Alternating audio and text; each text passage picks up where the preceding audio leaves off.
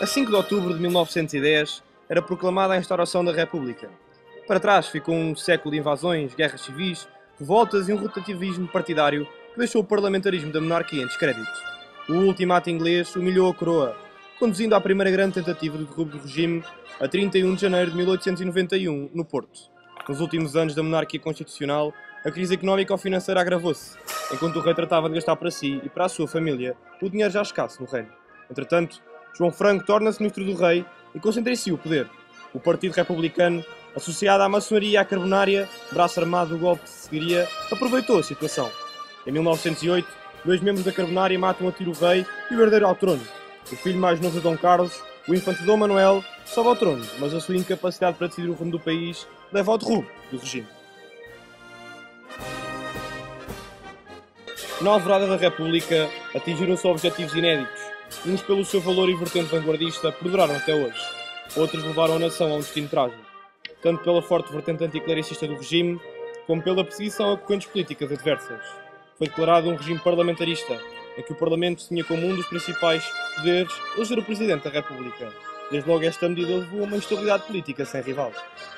A lei da separação da Igreja e do Estado, patrocinada por Afonso Costa, atacou os privilégios da Igreja. Jacobinista, atingiu um nível de anticlericismo só visto na Revolução Francesa, mas também foi a base para a construção de um Estado laico. A obrigatoriedade do ensino, a instituição do casamento civil e, acima de tudo, o direito da mulher ao voto foram conquistas prematuras, mas que se mantiveram no tempo e são hoje indispensáveis em qualquer democracia do tipo ocidental. Envolvidos 100 anos, existem valores ainda por atingir. O tão invocado secularismo constituiu-se numa construção inacabada em que a Igreja ainda tem certa influência sobre o Estado e os cidadãos. A igualdade, valor tão proclamado, resume-se à igualdade do direito de voto este cuja utilidade é cada vez mais questionada. E hoje ainda procuramos, pela Revolução, os problemas que nos apresentaram há 100 anos atrás.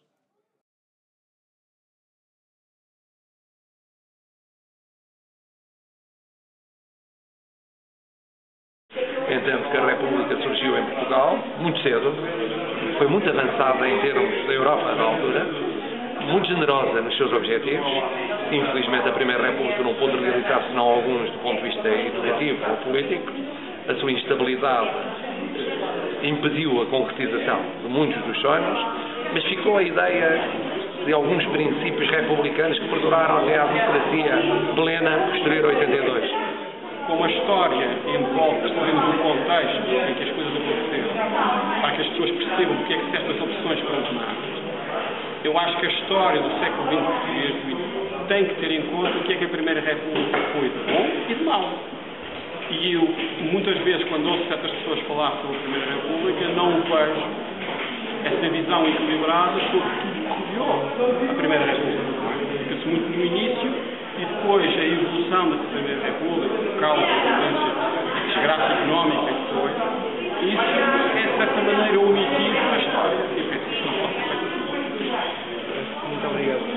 Eu acho que os 100 anos da República são, sobretudo, um momento da gente avaliar as aspirações que estavam por detrás na altura da mudança de regime, que são, de certa maneira, aspirações permanentes e que não estão completamente realizadas, que é como é que alcançamos uma sociedade de grande nível de liberdade e com uma democracia de que nos possamos todos orgulhar. Acho que esse é que é o grande desafio da discussão em torno dos 100 anos da República. Bom, a comemoração do centenário da República é um momento importantíssimo, na medida em que a República significa, a implantação da República em Portugal significou um marco histórico central na história do país. Como sabemos, foi a partir da Primeira República, embora tivesse sido um regime altamente instável, a verdade é que houve um conjunto de conquistas que são de realçar. Desde logo, o alargamento da escolaridade obrigatória e o alargamento do voto às mulheres. Isso são vitórias centrais e importantes, é um património histórico e um legado que ficou desde essa altura. E, portanto, bem como o alargamento das liberdades cívicas e políticas dos cidadãos que importa realçar.